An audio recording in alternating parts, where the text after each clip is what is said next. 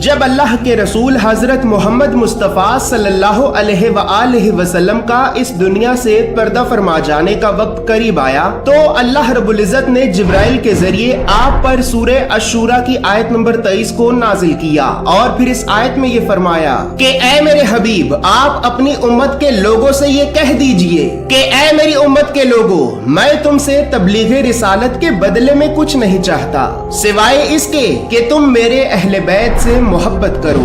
बस जैसे ही अल्लाह ने कुरान की इस आयत को नाजिल किया तो इस आयत के नाजिल होने के कुछ ही अरसे के बाद इस्लामी तारीख के मुताबिक 18 जुल्हिज्जा 10 हिजरी और अंग्रेजी तारीख के मुताबिक 19 मार्च 632 ईस्वी को अल्लाह के रसूल ने मक्का और मदीना के दरमियान गदीर हुम के मकाम पर अपने असहाब को इकट्ठा किया और फिर उन सब से ये फरमाया कि ऐ मेरे असहाब, अनकरीब अब मैं तुम्हारे दरमियान मौजूद नहीं रहूंगा। जान लो कि अल्लाह रब्बुल इज़्ज़त हमेशा से ही इंसानों की हिदायत और रहनुमाई के लिए हर दौर में अपने नबियों और पैगंबरों को इस ज़मीन पर भेजता रहा है। लेकिन जैसे ही ये सब नबी और पैगंबर इस दुनिया से इंतकाल फरमा जाते तो इनके इस दुनिया से इंतकाल फरमा जाने के बाद शैतान इनकी उम्मतों के लोगों को अल्लाह के रास्ते से भटका कर गुमराह कर देता। लिहाजा इसी वजह से अल्लाह रब्बुल इज़्ज़त को दोबारा फिर से इन्हीं लोगों की हिदायत और रहनुमाई के लिए अपने कुछ नबियों और पैगंबरों को इनकी तरफ भेजना पड़ता। लेकिन ऐ मेरे असहाब, जान लो कि अब मेरे बाद तुम्हारी हिदायत और रहनुमाई के लिए और कोई भी नबी या पैगंबर नहीं आएगा, क्योंकि मैं तमाम इंसानों के लिए अल्लाह का आखिरी नबी और रसूल बनाकर भेजा गया हूँ। मुझे इस बात का तो खौफ नहीं कि मेरे इस दुनिया से चले जाने के बाद तुम पहली उम्मतों की तरह शिर्क या फिर कुफ्र इख्तियार करने लगो, लेकिन ऐ मेरे असहाब, मुझे इस बात का खौफ है कि मेरे बाद तुम दुनिया के माल की खातिर आपस में ही लड़कर एक दूसरे को नाहक कत्ल कर डालोगे और फिर तुम उसी तरह से ही तबाह बर्बाद हो जाओगे कि जिस तरह तुमसे पहले लोग तबाह बर्बाद हुए हैं। लिहाजा इसी वजह से ऐ मेरे असहाब, मैं कयामत तक के लिए तुम्हारे दरमियान दो अजीम चीजें छोड़ कर जा रहा हूँ। अगर तुमने इन दोनों चीजों को मजबूती से थामे रखा तो यकीनन तुम कभी भी अल्लाह के रास्ते से गुमराह नहीं होगे। अब जान लो कि इन दोनों में से पहली अल्लाह की किताब है जिसमें नूर है और जिसमें वाज़ेह हिदायत है, जबकि दूसरी मेरी अहले बैत है। मेरी अहले बैत की मिसाल मेरी उम्मत के लोगों में ऐसे ही है कि जैसे कश्ती नूह की मिसाल नूह की उम्मत में थी कि जो भी उस कश्ती पर सवार हुआ तो वो निजात पा गया और जो उससे अलग हुआ तो वो हलाक हो गया।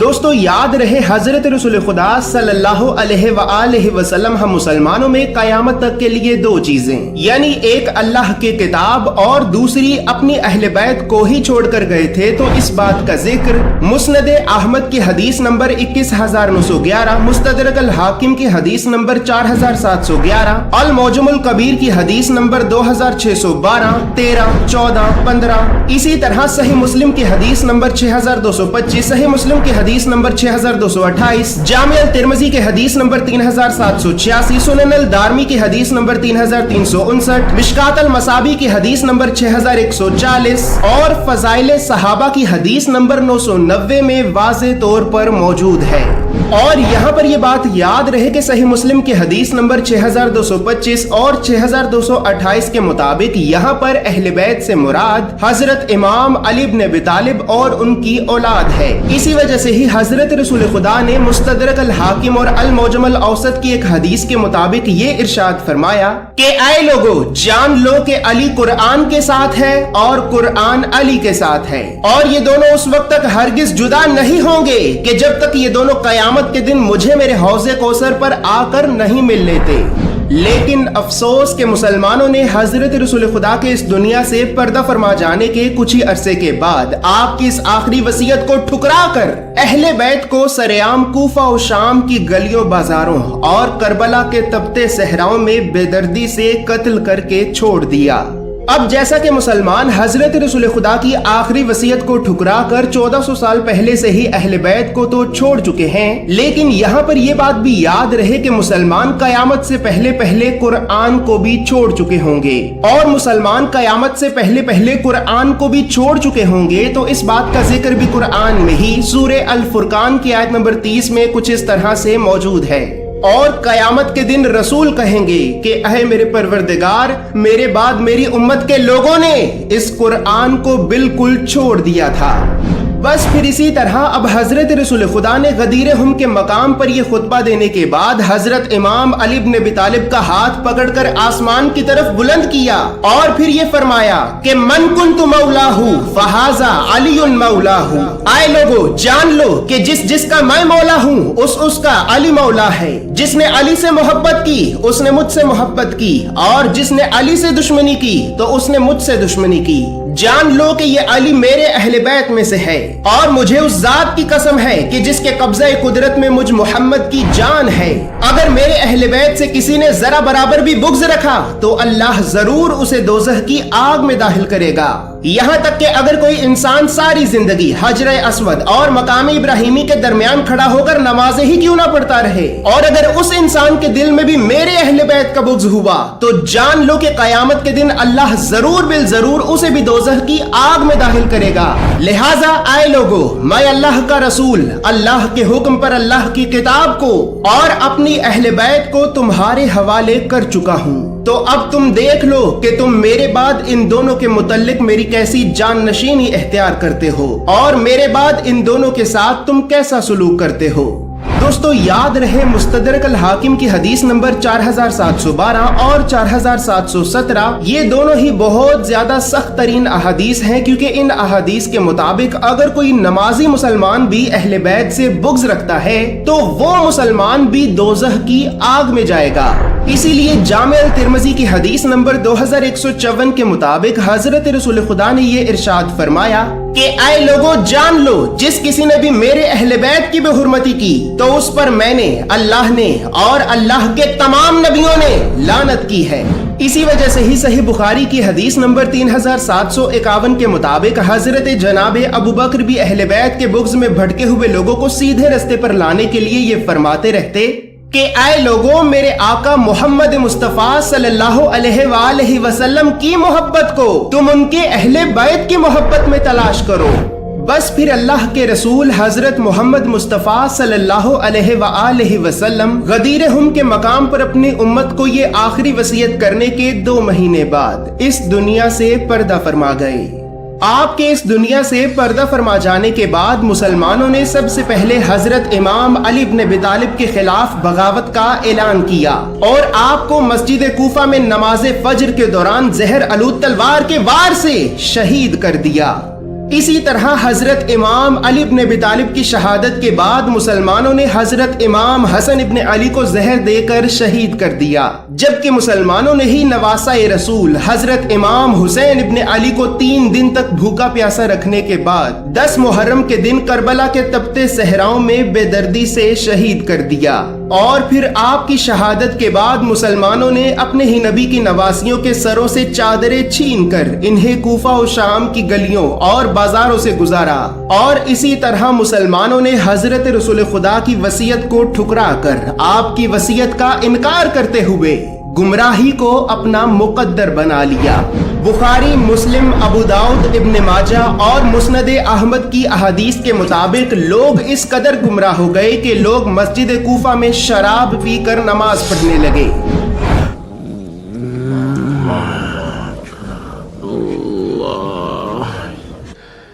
پیتے جا اور پلاتے جا۔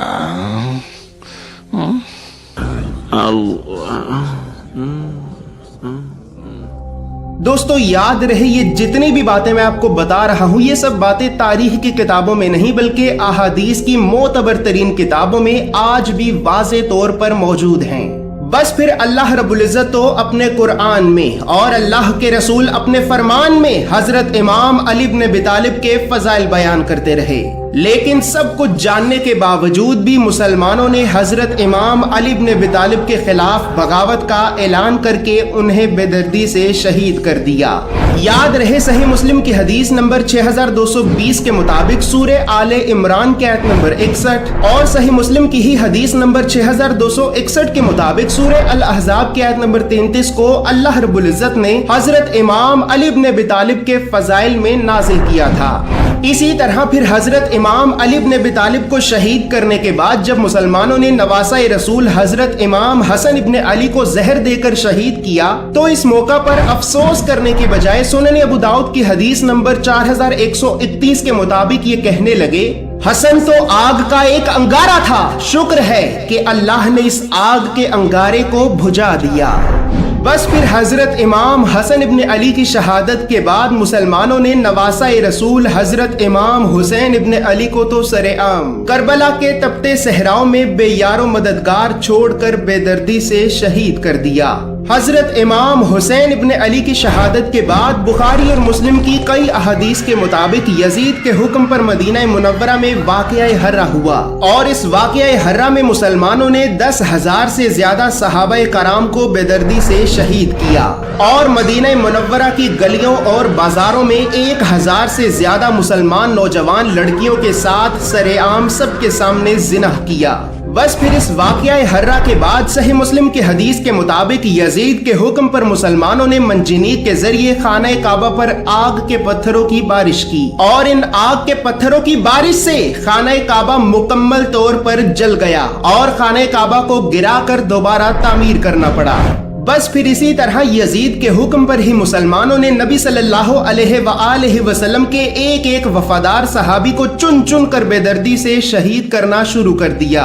और इन्हें शहीद करने के बाद इनकी लाशों को जमीन में दफना देने की बजाय यजीद के हुक्म पर फौजे यजीद ने इनकी लाशों को मक्का और मदीना के चौराहों पर लटका दिया और इसी तरह से ही मुसलमानों ने कई कई हफ्तों तक सहाबाए कराम की लाशों को चौराहों पे लटका कर सरेआम सबके सामने इनकी तौहीन और बेहुरमती की। यहाँ पर शायद मेरे कुछ प्यारे मुसलमान भाई ये सोच रहे होंगे कि ये आखिर बार बार मुसलमान की रट लगाकर क्यों बात कर रहा है कि मुसलमानों ने अहले बैत को करबला के तपते सहराओं में और सहाबाए कराम को मक्का और मदीना के चौराहों पे बेदर्दी से शहीद किया। बल्कि इसे तो ये कहना चाहिए कि यजीद और फौजे यजीद ने ये सब कुछ किया। तो मेरे प्यारे मुसलमान भाइयों, मैं आपसे ये सवाल करना चाहता हूँ कि यजीद और फौजे यजीद क्या काफिर थी जो मैं उसे मुसलमान ना कहूँ? अब जब मुसलमान खुद यजीद और फौजे यजीद को मुसलमान कहते हैं तो फिर मैं मुसलमानों को मुसलमान नहीं तो क्या काफिर कहूँ कि काफिरों ने अहले बैत को करबला के तपते सहराओं में और सहाबाए कराम को मक्का और मदीना के चौराहों पे बेदर्दी से शहीद किया? मेरे प्यारे मुसलमान भाइयों, बल्कि कुछ मुसलमानों के नजदीक तो यजीद लानतुल्लाह नहीं बल्कि रजी अल्लाह है, यानी वो कि जिसके कारनामों से अल्लाह भी राजी है। तो अब मुसलमानों के नजदीक जिसके कारनामों से अल्लाह भी राजी है, तो क्या मुझे उस इंसान को अब मुसलमान कहने का भी हक नहीं है?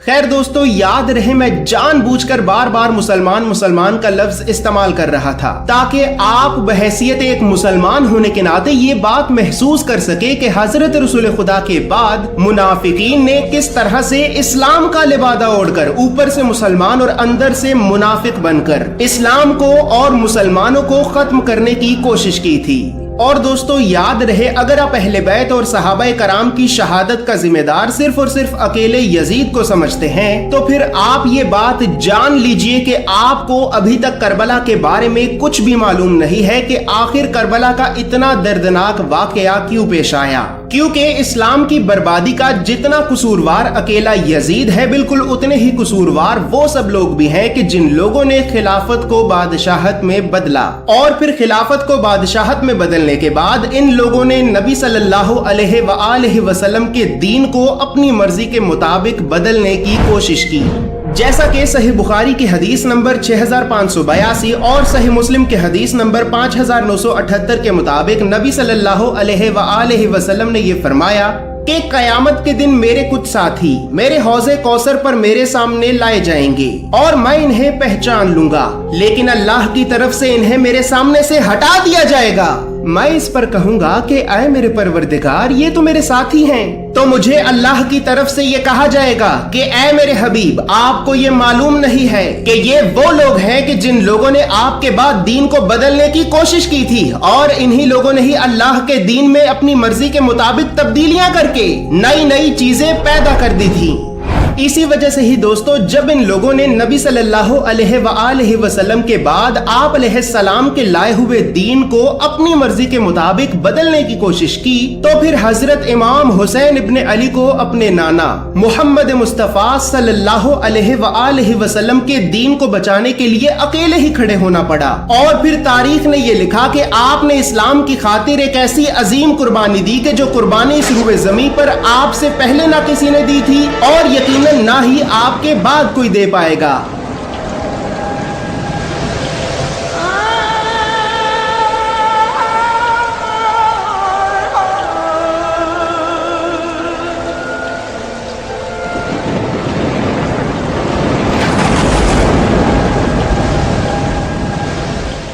अब यहाँ पर ये सवाल पैदा होता है कि आखिर ये लोग कौन थे कि जिन लोगों ने खिलाफत को बादशाहत में बदला और फिर हजरत रसूल खुदा के बाद आपके दीन में तब्दीलियां पैदा करके आपके दीन को बदलने की कोशिश की। तो दोस्तों इन सब लोगों के बारे में इंशाल्लाह मैं बहुत जल्द ही आपको